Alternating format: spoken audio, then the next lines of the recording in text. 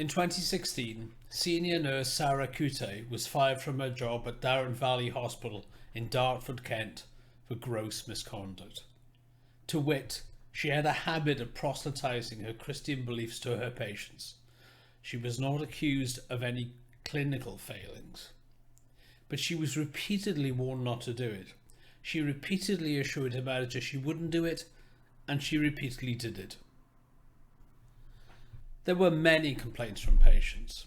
She told one irreligious man that the only way to the Lord was through Jesus, offered him her Bible, and encouraged him to sing along with her in a rendition of Psalm 23. The patient described the encounter as bizarre. She repeatedly foisted her beliefs on patients, suggesting that they should pray, that they should go to church. She told patients that they would have a better chance of survival if they prayed.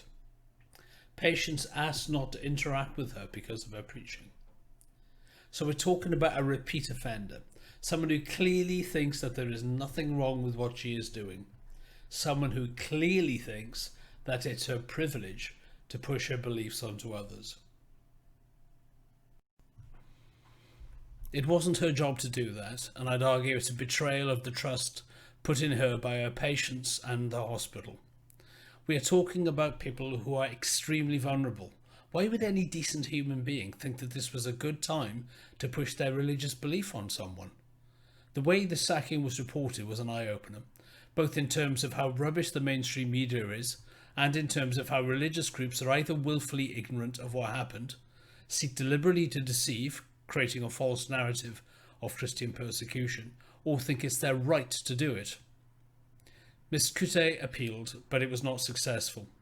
She has since found another nursing job after having her nursing restrictions removed.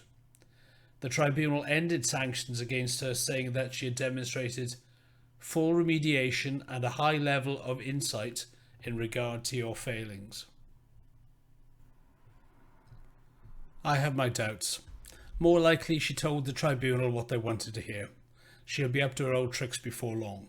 This is a woman who seems to have compulsive need to preach, although she has only been allowed to work under close supervision and in accordance with tight restrictions. I understand that sometimes the religious do awful things, thinking they are doing it for a greater good. They feel justified. But there is no greater good.